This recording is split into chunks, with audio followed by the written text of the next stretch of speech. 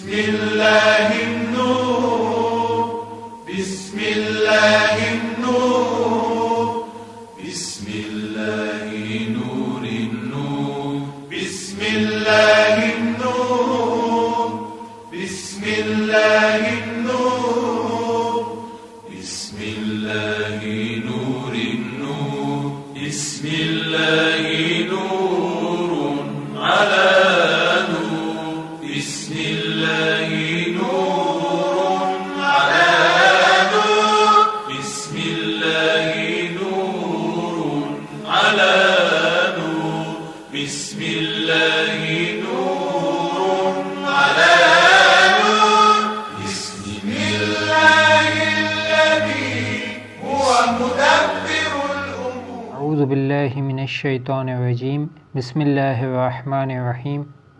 الحمد للہ رب العالمین والصلاة والسلام علی محمد وآلہ الطیبین الطاہرین واللعنۃ الدائمۃ علی اعدائہم اجمعین. گفتگو کا موضوع خرید و فروخت کے احکام اور خمس کے بنیادی مسائل ہیں.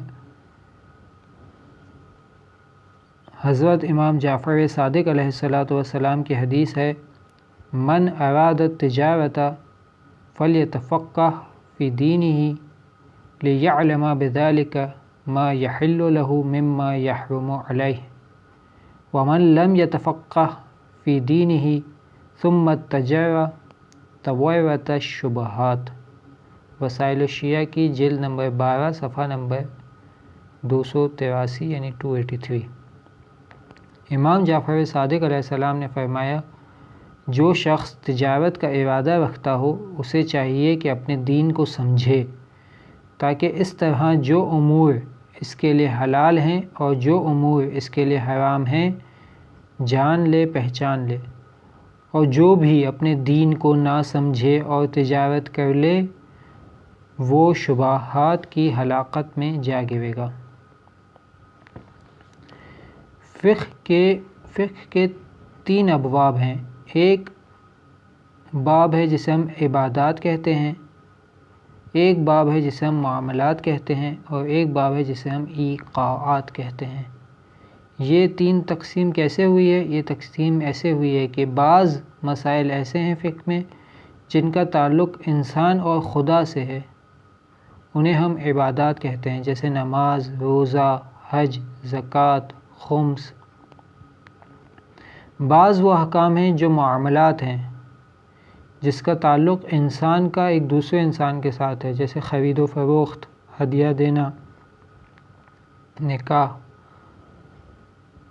بعض معاملات ہیں جو ایقاعات کہلاتے ہیں جس کے اندر انسان صرف خود انوالو ہے، کوئی دوسرا شخص نہیں ہے، جیسے طلاق یا وصیت. تو یہ فقہ کے ابواب ہیں. خرید و فروخت ان کے کس باب میں آتی ہے؟ معاملات کے باب میں آتی ہے.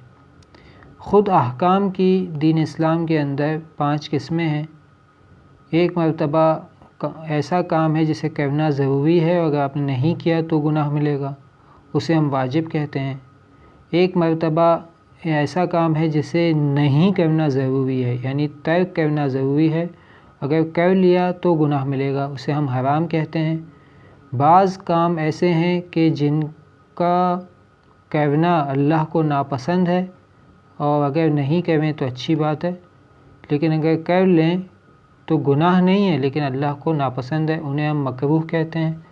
بعض احکام ہیں جن کا کرنا یا نہ کرنا برابر ہے، یعنی نہ اسے کرنا انجام دینا واجب ہے اور نہ ہی اسے چھوڑنا واجب ہے، اسے کہتے ہیں مباح، مثلا کھانا پینا.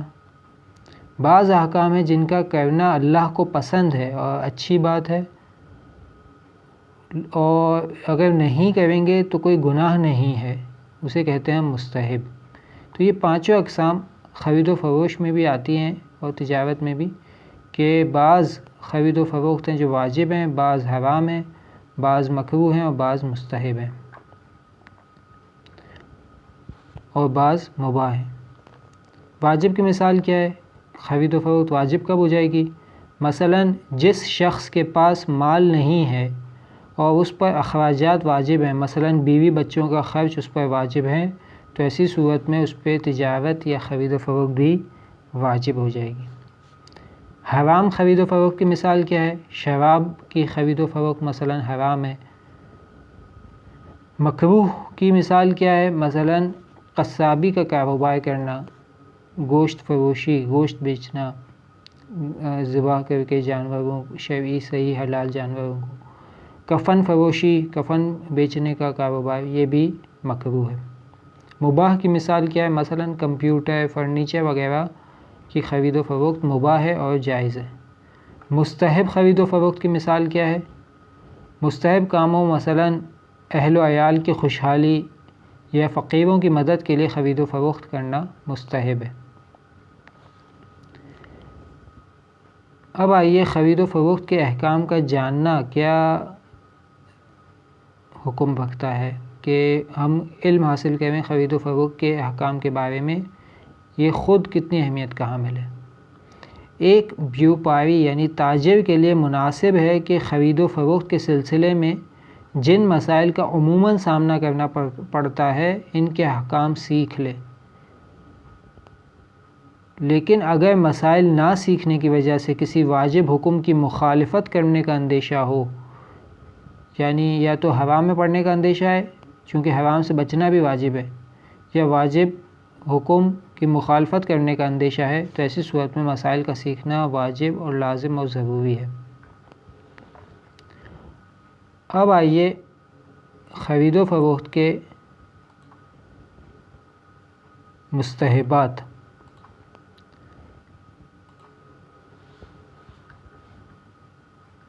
خرید و فروخت میں چند چیزیں مستحب شمار کی گئی ہیں۔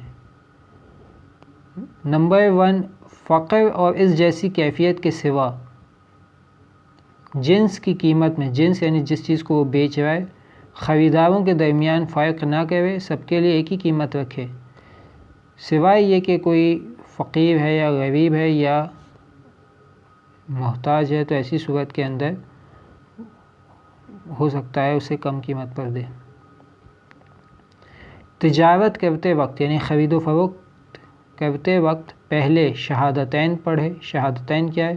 اشہد ان لا الہ الا اللہ وحدہ لا شریک لہ، یا مثلا اشہد ان لا الہ الا اللہ اور اشہد ان محمد رسول اللہ، اور معاملے کے وقت تکبیر کہے یعنی اللہ اکبر کہے۔ تیسری چیز یہ ہے کہ جو شخص چیز بیچ رہا ہے وہ کچھ زیادہ دے، اور جو شخص چیز خرید رہا ہے وہ کچھ کم لے۔ چوتھا مستحب، اگر کوئی شخص سودا کرنے کے بعد پشیمان ہو کر اس چیز کو واپس کرنا چاہے تو اسے واپس لے لے، یہ مستحب ہے، جسے عربی میں اقالہ کہتے ہیں۔ الف کے نیچے زیر، دو نقطے والا قاف، الف، لام اور ہے۔ اقالہ کرنا مستحب ہے، یعنی اگر کوئی شخص خرید و فروخت کر چکا ہے، اس کے بعد جو شخص خرید کر گیا ہے آپ سے وہ واپس لاتا ہے پشیمان ہو کر، تو ایسی صورت میں مستحب ہے کہ اس چیز کو واپس لے لے۔ وہ احکام جو خرید و فروخت کے اندر حرام ہیں، وہ خاص معاملات جنہیں مکروہ شمار کیا گیا ہے انہیں مکروہ معاملات کہتے ہیں۔ وہ یہ ہیں، مثلا جائیداد کا بیچنا، سوائے اس کے کہ جس رقم کو جائیداد کو بیچ کر حاصل کی ہے اس سے ایک دوسری جائیداد خریدی جائے، یعنی خود جائیداد کا بیچنا مکروہ ہے، سوائے یہ کہ جس جائیداد کو بیچا جا رہا ہے اس سے ایک دوسری جائیداد لی جائے۔ مثلا گھر بیچنا، مکان بیچنا مکروہ ہے، سوائے یہ یعنی اس وقت مکروہ نہیں ہے جب آپ ایک اپنا مکان بیچ کر اس کے بدلے میں دوسرا ایک مکان خرید لیں تو مکروہ نہیں ہے، ورنہ خود مکان کا بیچنا، جائیداد کا بیچنا مکروہ ہے۔ دوسری چیز، گوشت فروشی یعنی قصابی کا پیشہ اختیار کرنا مکروہ ہے، کفن فروشی کا پیشہ اختیار کرنا مکروہ ہے، پست لوگوں سے معاملہ کرنا۔ پست لوگ کون ہوتے ہیں؟ یعنی وہ لوگ جو تنگ نظر ہوں،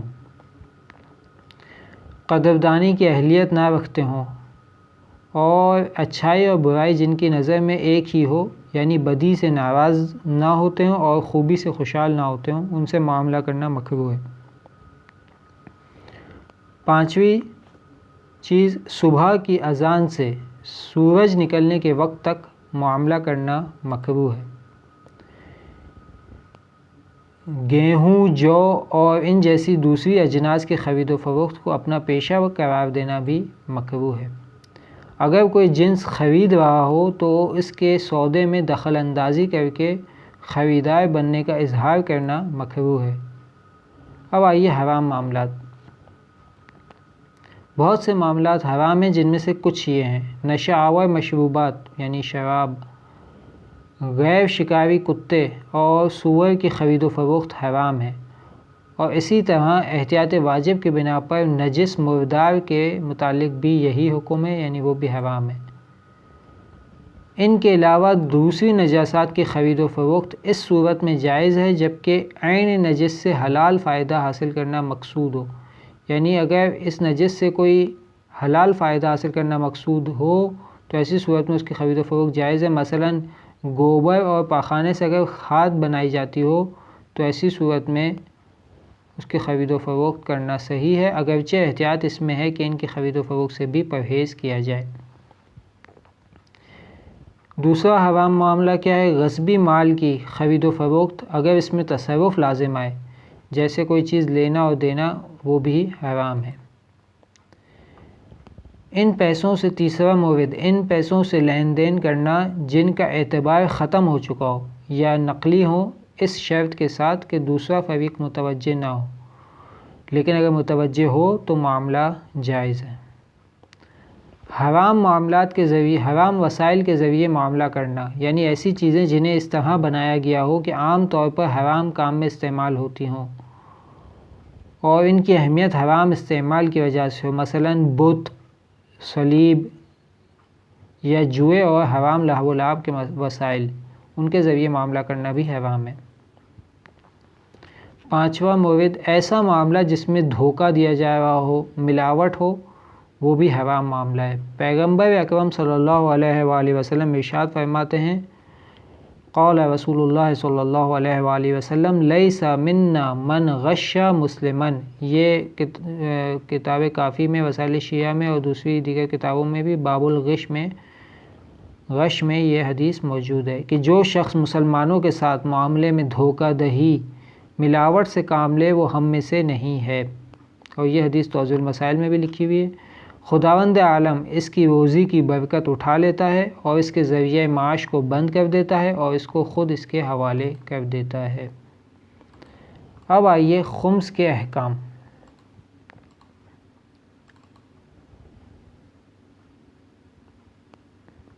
خمس دین اسلام کے ایک مہم حکم کا نام ہے کہ قرآن مجید میں ارشاد ہوتا ہے کہ 5واں حصہ اللہ کے لیے اور اس کے رسول کے لیے ہے، ان چیزوں میں سے کہ جو انسان کو حاصل ہوتی ہیں۔ یہ 5واں حصہ خود اس کو اگر آپ عربی میں کہیں گے تو اسے کہتے ہیں خمس۔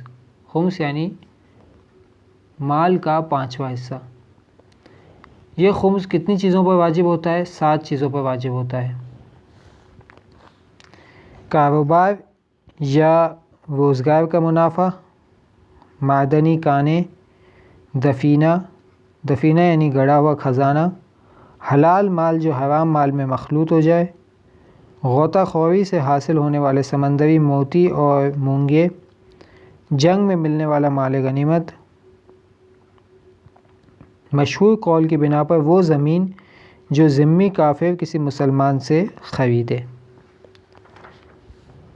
اس میں سے ہم آج پڑھ رہے ہیں کمانے سے حاصل ہونے والا منافع یا کاروبار کا منافع۔ جب انسان تجارت، صنعت و حرفت یا دوسرے کام دھندوں سے روپیہ پیسہ کمائے، مثال کے طور پر اگر کوئی اجیر بن کر کسی متوفی کی نمازیں پڑھے اور روزے رکھے اور اس طرح کچھ روپیہ کمائے، لہٰذا اگر وہ کمائی خود اس کے اور اس کے اہل و عیال کے سال بھر کے اخراجات سے زیادہ ہو، یعنی پورے سال کے اخراجات سے اس کے زیادہ ہو، تو ضروری ہے کہ زائد کمائی کا خمس یعنی 5واں حصہ ادا کرے۔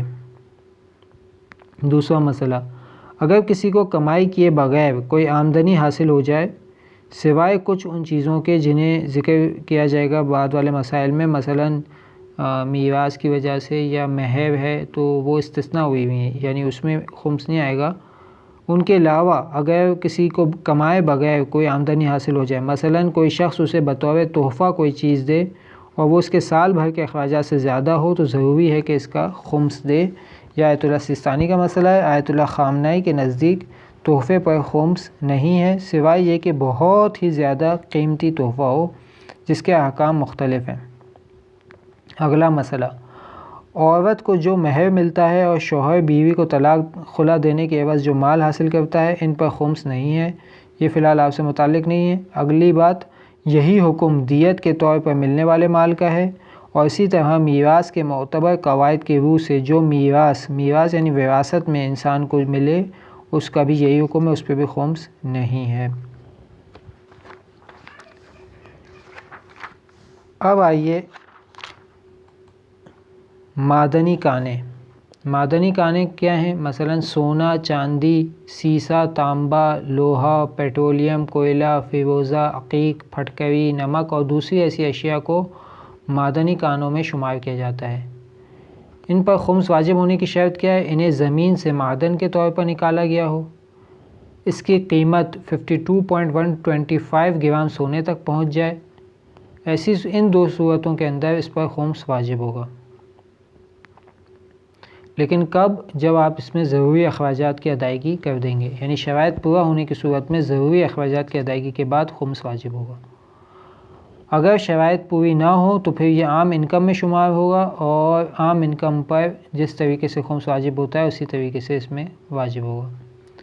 تیسری چیز ہے دفینہ۔ دفینہ یعنی وہ مال جو زمین، درخت، پہاڑ یا دیوار میں گڑا ہوا ہو اور کوئی اسے وہاں سے نکالے، اور اس کی صورت یہ ہو کہ لوگ اسے دفینہ کہیں، تو ایسی صورت میں اس پہ بھی خمس واجب ہوگا، دو شرطوں کے ساتھ۔ پہلا یہ کہ کسی کی ملکیت نہ ہو، اور دوسری شرط یہ کہ اس کی قیمت تقریباً 363 گرام چاندی یا 52.125 یعنی 52.125 گرام سونے تک پہنچ جائے۔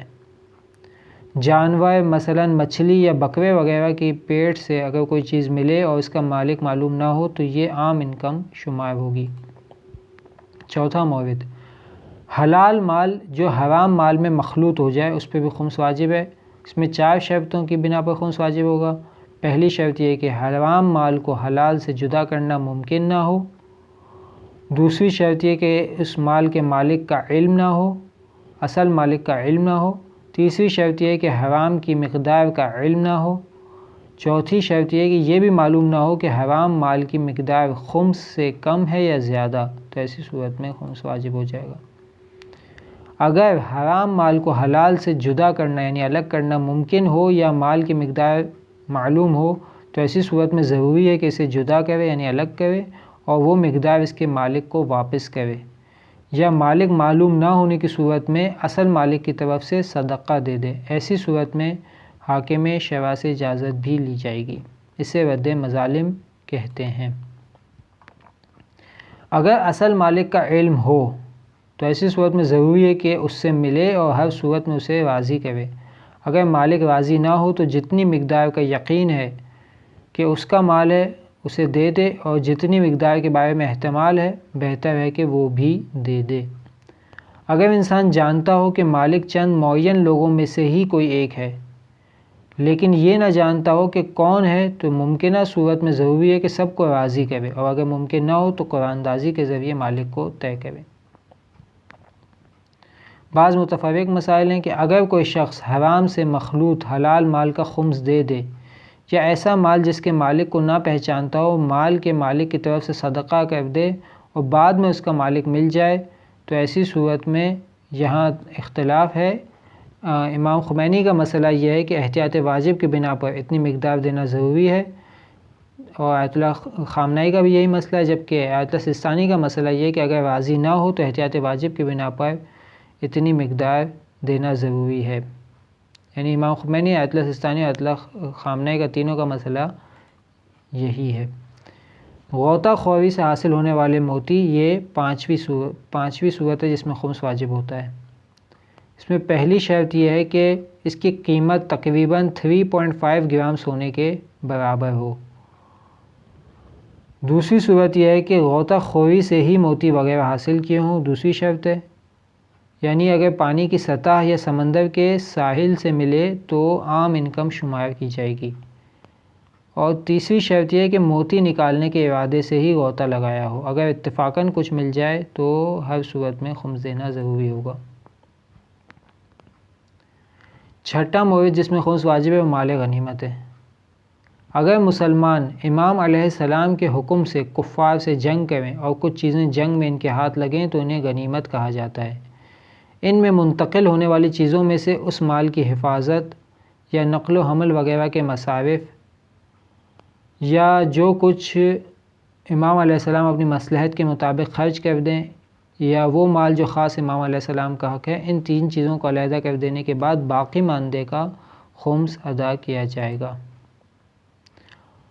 اگر امام علیہ السلام کی اجازت کے بغیر جنگ کریں اور غنیمت ان کے ہاتھ لگے تو اگر امام کے ہوتے ہوئے ہو تو سارا مال امام کا ہے، اگر زمانہ غیبت میں ہو تو اخراجات نکالنے کے بعد احتیاط کی بنا پر اس کا خمس ادا کیا جائے گا۔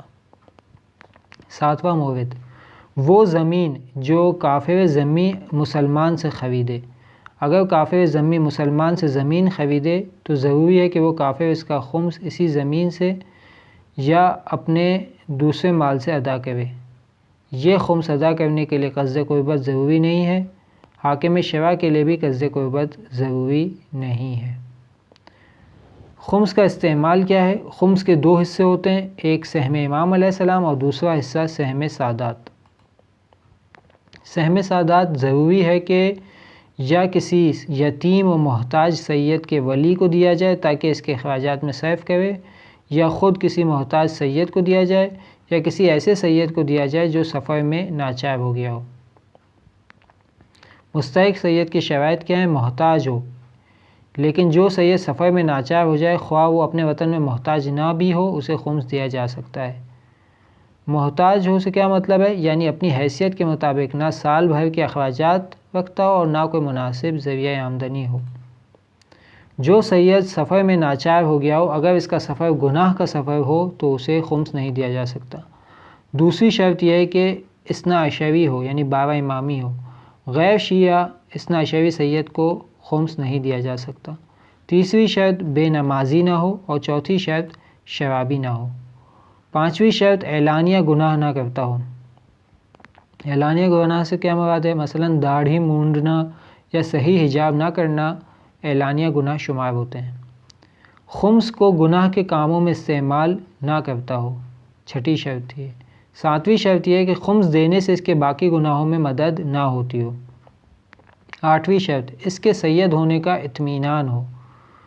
جو شخص کہے کہ میں سید ہوں، اسے خمس نہیں دیا جا سکتا سوائے اس کے کہ دو عادل اس کے سید ہونے کی تصدیق کر دیں یا لوگوں کے درمیان اس طرح مشہور ہو کہ انسان کو اس کے سید ہونے کا یقین یا اطمینان ہو جائے۔ جو شخص اپنے شہر میں سید مشہور ہو، اگرچہ انسان کو اس کے سید ہونے کا یقین یا اطمینان نہ ہو، اسے خمس دیا جا سکتا ہے، لیکن اس شرط کے ساتھ کہ اس کے برخلاف بات کا گمان نہ ہو۔ اب آئیے اس سید کے اخراجات جو کسی دوسرے پر واجب ہیں۔ اگر انسان پر کسی سید یا ایسی سیدانی کے اخراجات واجب ہوں جو اس کی بیوی نہ ہو تو وہ خوراک، پوشاک اور باقی واجب اخراجات اپنے خمس سے نہیں دے سکتا۔ ہاں، اگر خمس کی کچھ رقم اس غرض سے دے کہ وہ غیر واجب اخراجات پر خرچ کریں تو اس میں کوئی حرج نہیں ہے۔ جس محتاج سید کے اخراجات کسی دوسرے شخص پر واجب ہوں اور وہ اس سید کے اخراجات نہ دے سکتا ہو یا استطاعت رکھتا ہو اور نہ دیتا ہو تو اس سید کو خمس دیا جا سکتا ہے۔ احتیاط واجب یہ ہے کہ کسی ایک محتاج سید کو اس کے 1 سال کے اخراجات سے زیادہ خمس نہ دیا جائے۔ حاکم شرع کی اجازت کے بغیر رائج کرنسی کے علاوہ کوئی دوسری جنس خمس کے بدلے دینا احتیاط واجب کی بنا پر جائز نہیں ہے۔ جائز ہونے کی صورت میں مثلا حاکم شرع کی اجازت دینے کی صورت میں جائز نہیں ہے کہ کسی چیز کی قیمت اس کی اصل قیمت سے زیادہ لگا کر اسے بطور خمس دیا جائے اگرچہ مستحق اس قیمت پر راضی ہو۔ دوسرا حصہ خمس کا سہم امام ہے۔ خمس کا دوسرا حصہ امام علیہ السلام کا ہے جو موجودہ زمانے میں ضروری ہے کہ کسی ایسے شخص یا اس کے وکیل کو دیا جائے یا اس کی اجازت سے کسی کام میں صرف کیا جائے جو جامع شرائط مجتہد ہو، دوسری شرط احتیاط کی بنا پر عالم ہو۔ خمس ہر شخص پر خود نکالنا واجب ہے۔ گھر کے سربراہ کے خمس ادا کر دینے سے دوسروں کی ذمہ داری پوری نہیں ہوگی۔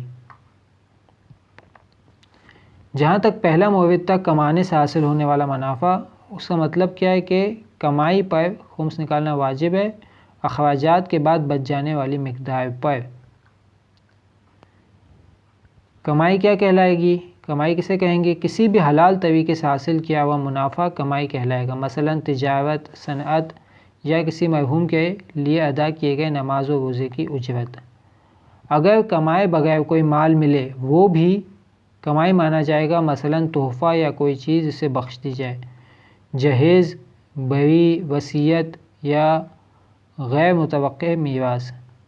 امام خمینی کے نزدیک ان چیزوں کے اوپر جو مثلا تحفہ ہے یا جہیز ہے، یہ جو چیزیں ان پر خمس واجب نہیں ہے، اور اطلاع خامنہ کے نزدیک بھی۔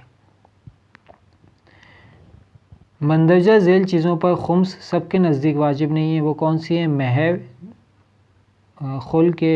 خلا کے عوض جو مقدار دی جاتی ہے، یا دیت یا میراث۔ یہ وہ بنیادی مسائل ہیں جو خمس سے تعلق رکھتے ہیں۔ اللہ تعالیٰ سے یہ دعا کرتے ہیں کہ اللہ تعالیٰ ہمیں محمد و آل محمد صلی اللہ علیہ وآلہ وسلم کی سیرت پر عمل پیرا ہونے کی توفیق عنایت فرمائے، اور ہمیں ان کے آخری حجت امام زمانہ کے آوان و انصار میں شامل کرتے ہوئے امام زمانہ کے ظہور میں تعجیل فرمائے، اور ہمیں ان کی اطاعت کرنے کی توفیق عنایت فرمائے۔ ربنا تقبل منا انک انت السمیع العلیم وتب علینا انک انت التواب الرحیم۔ بسم اللہ النور، بسم اللہ النور، بسم اللہ نور النور، بسم اللہ النور، بسم اللہ